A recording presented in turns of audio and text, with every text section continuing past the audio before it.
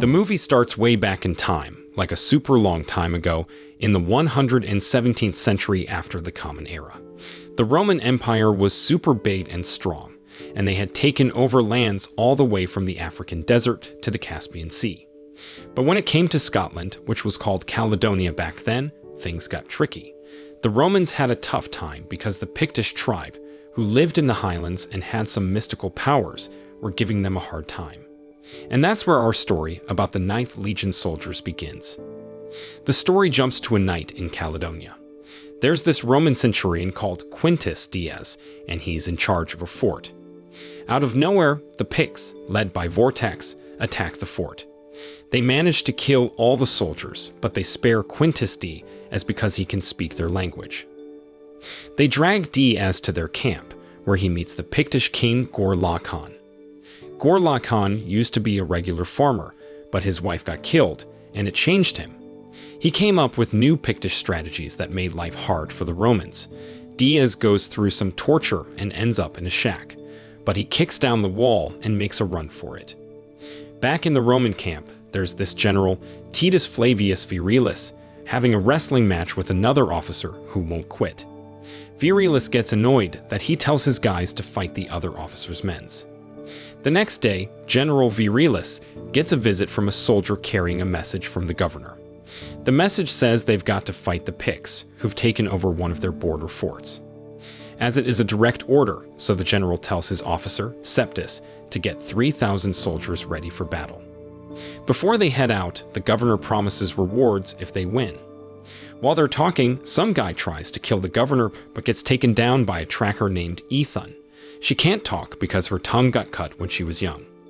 At first, General Virilis doesn't want to use her as their guide because she's from Caledonia, but the governor keeps saying she's a skilled Pictish hunter, so they decide to go with her. So, General Virilis and his 3,000 soldiers set off to find the Picts, with Ethon leading the way using her rituals and sharp senses. Meanwhile, Diaz keeps running without a break because he knows if he stops, the Picts will catch him. But one day, 3 Pictish group track him down, and he's in a tight spot until Ethon shows up. Ethon tells the general about 3 Picts chasing a Roman, and without wasting time, officers Septus and Thax go after them, managing to kill 1 Pict. After capturing Diaz, General Virilis tries to get information from one of the Picts, but he stays quiet and Thax ends up killing him. In the evening, Diaz meets with General Virilis, who asks him not to go home and instead join the fight against the Picts. Diaz agrees right away and shares that he's the son of a gladiator. Then he teams up with Officer Bothos, who explains that General Virilis is a beloved leader because he trains his soldiers like kids, fights with them like friends, and is like a war god to them. So, they're all ready to give their lives for him. The next day, they continue their journey, led by Ethon. They pass through a valley, and for some reason, Ethon goes into thick fog. Suddenly, a tree falls, blocking their way. They realize they're stuck, and General Virilis tells his soldiers to form a defensive line while Diaz stays in the back. Things get tense, and out of nowhere, fireballs start rolling down from the hill and hit their formation. When their formation broke, thousands of Picts swarmed in and attacked the 3,000 soldiers. Those who were already shaken couldn't put up a strong fight and sadly lost their lives. Diaz tried to help the general, who was surrounded, but he fell from his horse and got trapped under the bodies of fallen soldiers. Meanwhile, it turned out that Ethon was actually a Roman traitor seeking revenge, and she joined forces with King Gorla Khan. After the battle calmed down, the Pictish tribe revived the centurion general, and Brick and Bothos, who were still alive, tended to him. The 3 of them climbed a hill and were shocked to find thousands of their fellow soldiers brutally killed. Thax, along with 2 other survivors named Macros and Leonidas, joined them. Suddenly, a Pictish warrior appeared, but luckily he was killed by a soldier's cook named Tauruk. Now these 7 men were the only ones left out of the 3,000 who had lost their lives. Determined to rescue their leader taken by the Picts, they decided to follow the tribe. As they traveled, they did everything they could to stay hidden from the Picts, even hiding their comrades' bodies beneath leaves and branches. When they came to a river, they witnessed 2 Roman soldiers captured and brutally murdered. This sight made Bothos unsheath his sword, but his actions were overheard by Aethon. Thankfully, before Aethon could reach their spot, she was summoned by a fellow tribe member to meet with the king. After leaving the spot, Diaz led the group of soldiers in that direction and stumbled upon a cave where they decided to take a rest. Inside, they found mushrooms that Taharq thought were safe to eat. While munching on the mushrooms, they swapped stories from their lives and cracked jokes to lighten the mood. The next morning, General Virilis was taken to King Ghor Khan's presence. The king then disclosed the grim truth about Aethon. When she was a teenager, her father had been killed by Roman soldiers, and she and her mother had suffered at the hands of those soldiers.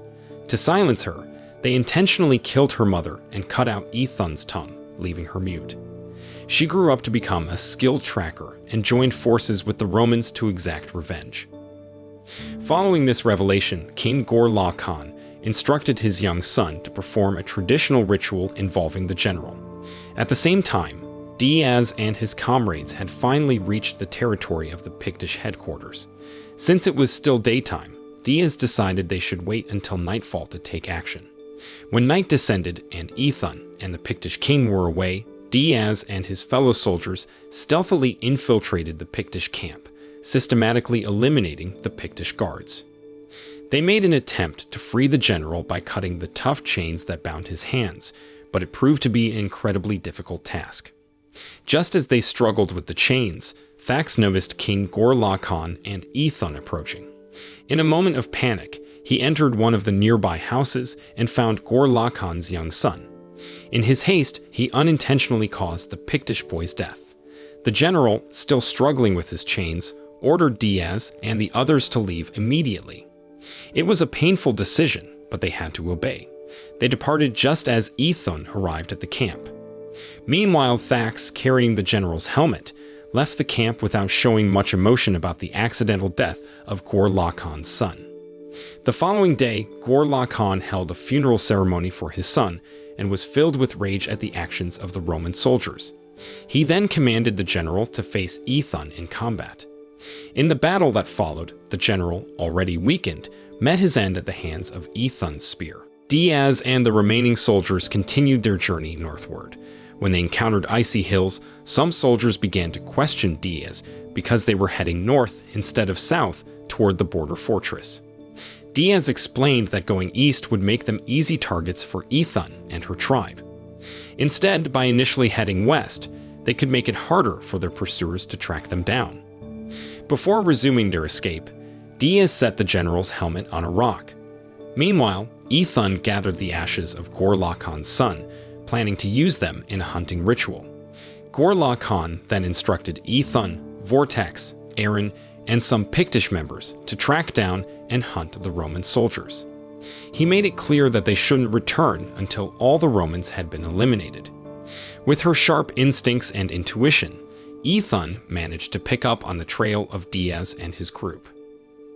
Diaz wasted no time and urged his soldiers to keep moving, even through hills and snowy mountains. However, Leonidas grew exhausted on the mountain and asked Diaz for a break. That night, Aethon and her companions conducted a sacred ritual, applying the ashes of Ghor Khan's son to their faces to enhance their instincts. The next morning, Diaz woke up the soldiers and they set off on their journey. When they reached a grassy hill, they managed to hunt a deer. They drank the deer's blood and ate its organs to boost their energy and satisfy their hunger. After filling their stomachs, they continued into the forest. Not long after, Aethon's group reached the deer carcass and realized they were getting closer to Diaz. As the soldiers moved through the bushes, Taharq tripped and broke his bone. At the same time, they were startled by an arrow shot by Aaron. Diaz and the others rushed to help Taharq up the hill. Upon reaching the top, they found their path blocked by a steep river. Aethon got closer, and one by one, they jumped into the river. However, Taharq was hit by an arrow and fell into the river before the others. Diaz, Brick, Leonidas, and Bothos managed to reach the other side of the river safely.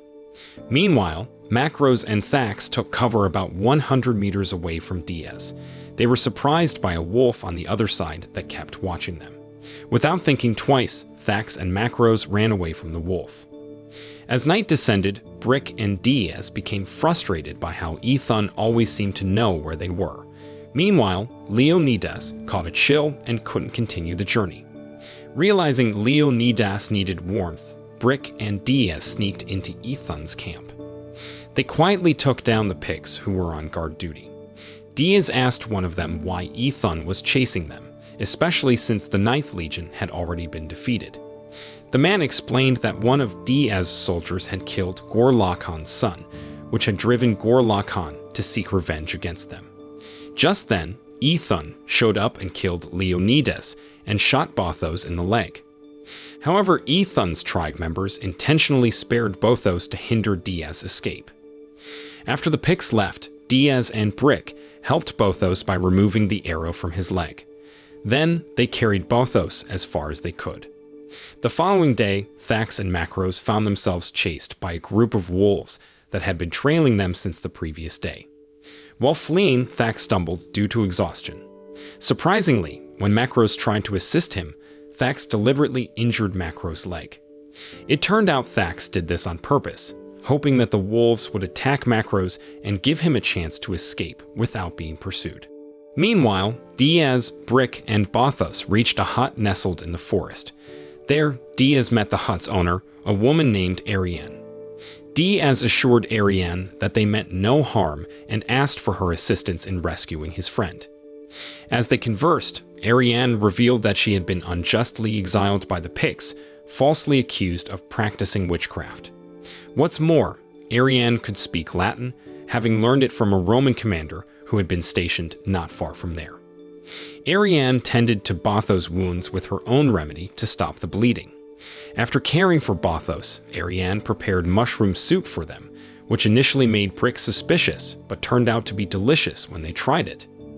The next morning, as Diaz woke up, he headed to the river for some privacy. Unbeknownst to him, Ariane was nearby, trying to catch fish. Suddenly, the river water turned murky, and Diaz realized that Ethan was approaching. He hurriedly brought Ariane back into the hut, and she suggested they go into an underground chamber while she confronted Ethan. Inside the hut, Ethan searched for Diaz and grew frustrated. Ariane deliberately provoked her by mentioning her lack of a tongue, which angered Ethan, and led her to drag Ariane outside. Ethan attempted to harm Ariane, but was stopped by her fellow tribe members, who believed that killing a witch would bring a curse. Following this superstition, Ethan left Ariane alone. After Ethan had left, Diaz asked Ariane why she had been willing to assist him. Ariane explained that she also held a grudge against Ghor-Laghan for mistreating her parents and exiling her into the forest for several years. That night, Ariane gave Diaz a blanket and Diaz began to develop feelings for her. The next morning, after Bothos had recovered from his injuries, Diaz said goodbye to Ariane and set out for the Roman fortress. Ariane, although sad, remained strong and prayed for Diaz's safety. Diaz, Brick, and Bothos continued to move in that direction until Bothos's legs started hurting. After walking for a long time, they reached the third fortress, only to find it empty. Diaz discovered a message stating that the Roman forces had been withdrawn by the governor. This made all three of them furious because the Roman Empire had abandoned the land they had fought for. Just then, they spotted Ethan approaching the fortress. Seeing that she was tired from chasing them, Diaz decided to confront her. He and Brick closed the fortress door with a burst of fire, while Bothos prepared to shoot Ethan with his bow. The three of them engaged in combat, taking on Ethan's tribe members one by one. They fought in close combat, with Bothos facing Vortex, Brick battling Aaron, and Diaz taking on the others. In this battle, Brick managed to defeat Aaron, but Vortex struck Brick with his spear, and Brick fell dead. Diaz and Bothos then teamed up to take down Ethan and Vortex.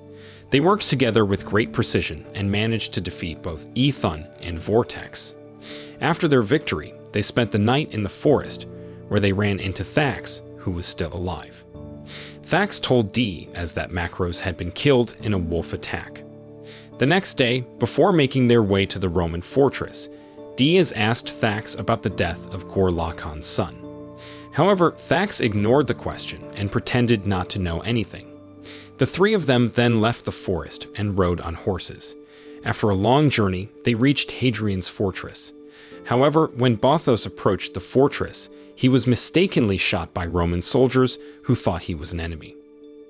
Meanwhile, Thax suddenly threatened to kill Diaz because he knew about Diaz's role in killing King Ghor-Laghan's son. They engaged in a duel, and Diaz managed to defeat Thax. Diaz carried Bothos's body into the fortress and shared his adventures with the governor and other officials. While Diaz went to grab a meal, the officials discussed their failure against the Pictish tribe and the mistake of having Aethon among them, fearing damage to their reputation. To keep the Ninth Legion's fate a mystery, they planned to eliminate the lone survivor, Diaz, and tell everyone that the Ninth Legion had mysteriously vanished.